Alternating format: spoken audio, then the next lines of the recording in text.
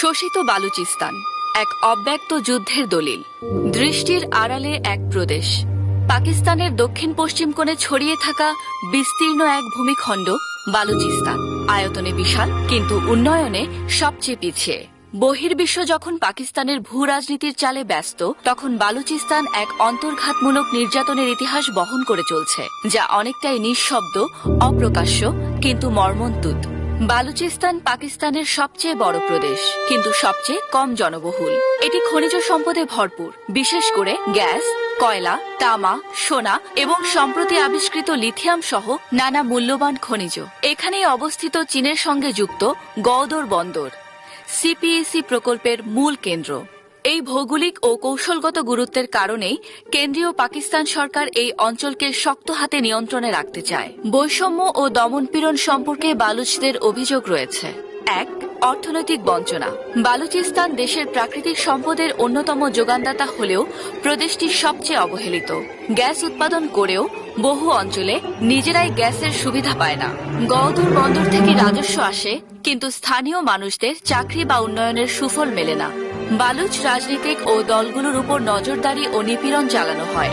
স্বাধীনতাকামী বা স্বায়ত্তশাসন দাবিকারী নেতাদের দেশদ্রোহী আখ্যা দিয়ে গুম ও বিচার বহির্ভূত হত্যাকাণ্ড চালানো হয়। নির্বাচনের নামে অনেকটা পুতুল রাজনীতি চলে, প্রকৃত প্রতিনিধিত্ব নেই। সেনাবাহিনী ও আধা সামরিক বাহিনী বালুচিস্তানে নিয়মিত অভিযান চালায়। একে বলা হয় কিল অ্যান্ড ডাম্প পলিসি, অর্থাৎ সন্দেহভাজনদের তুলে নিয়ে হত্যা করে মৃতদেহ ফেলে রাখা।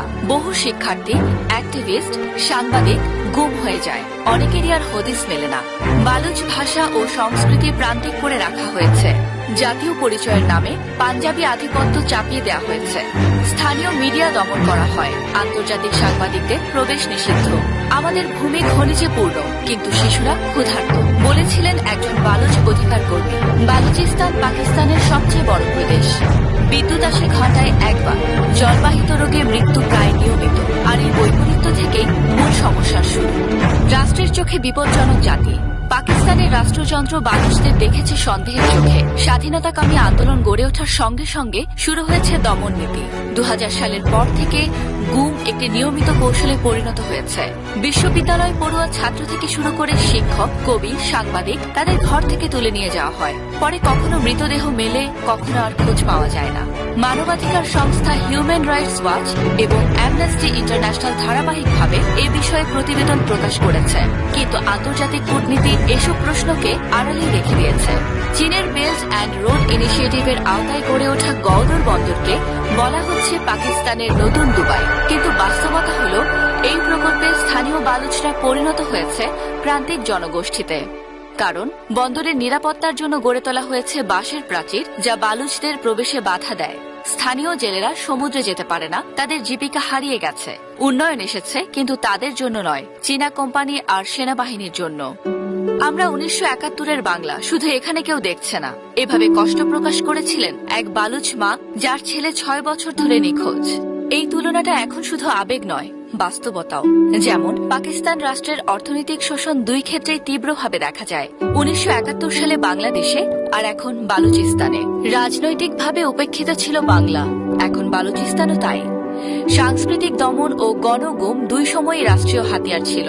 শুধু পার্থক্য, ১৯৭১ সালে বাংলাদেশ পেয়েছিল আন্তর্জাতিক সমর্থন ও বিজয়, আর বালুচিস্তান এখনো নিঃসঙ্গ।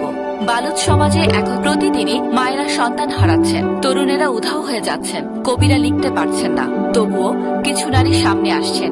Baloch missing persons movement, VBMP, কিংবা ছোট ছোট প্রতিবাদ সমাবেশ করছে তারা।